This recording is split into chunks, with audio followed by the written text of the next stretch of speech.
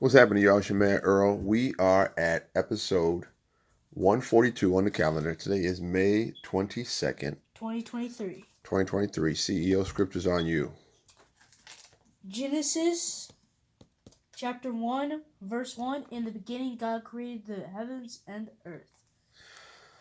You might ask, what in the world does it have to do with today's video? In the beginning, God created the heavens and the earth. Well, today's video is about size.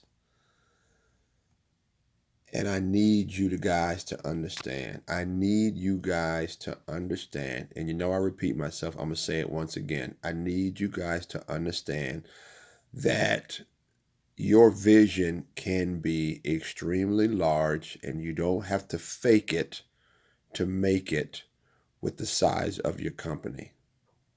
Earl, what are you talking about? A lot of people fake what they can and can't do because they're not comfortable with where they are. They're not sure of themselves within their business.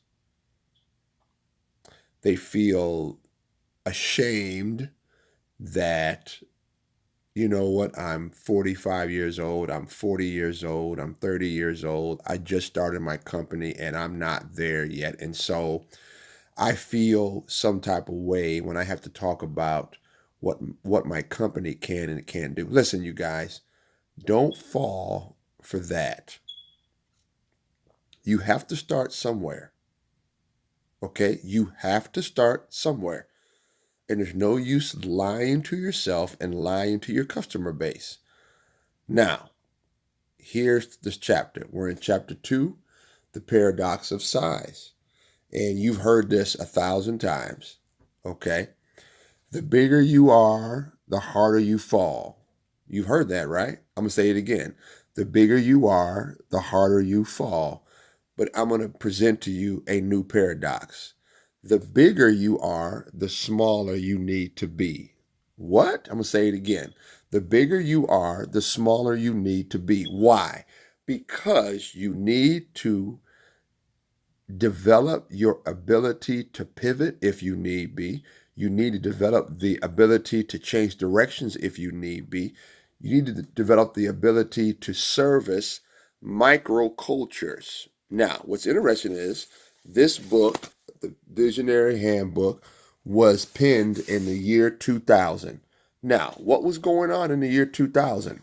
A lot of things, but let me tell you what wasn't there. Social media was not around to the extent that it is today. And so you have literally small pockets of subcultures, microcosms, these communities, if you will, of customers. And when you're a big company, you don't necessarily always see or even know about these pockets of customers. And so, yes, everybody wants to be big. Everybody wants to be Fortune 500 company. Everybody wants to be Fortune 1000. Everybody wants to be able to handle 300 people at once. But I'm going to give you a new paradox on the size of your company. You want a big vision, but you want to develop a company that is small and nimble and that can pivot and that can run audibles because you never know where the next opportunity is coming from. And if you are a humongous, quote unquote, monolithic, which means big company, you won't be able to service or even take advantage of the opportunities that come your way because you are so big in your thinking and you're so big in your size that you cannot service the many, many subcultures that exist.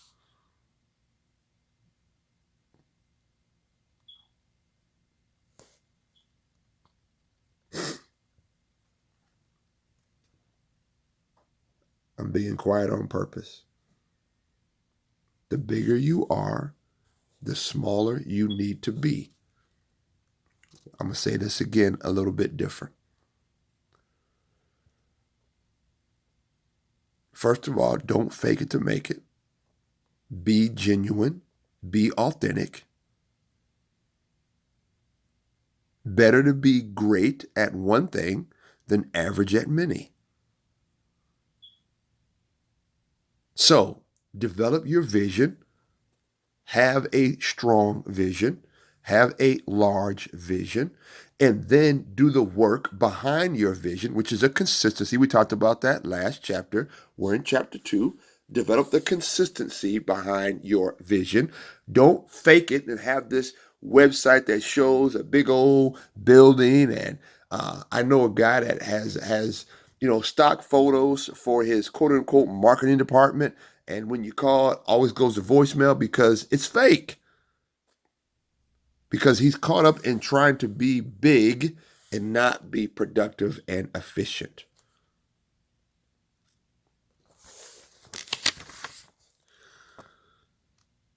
Let me use this example.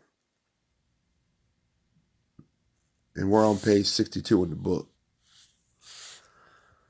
Muhammad Ali was a fantastic heavyweight champ. What made Ali so dynamic is because he was a dancer and a butterfly, but he also was a heavyweight and a bone crusher. So you had two opposites in the same human being. Float like a butterfly, sting like a bee. And you have to develop the same tenacity, the same consistency in your business. You want to be able to float, aka take advantage of opportunities, whether it be on a large scale or a subculture of customers. And then you need to be able to sting, meaning execute. Bees and hornets don't wait. When they feel threatened, they attack immediately until the threat is no longer there around the nest. Business is no different. You need to be able to float, as in be able to run audibles and do pivots and change directions. And then when it's time to execute, you sting. You jump on the opportunity and you take advantage of what's in front of you. Day 142 on the calendar. The paradox of size.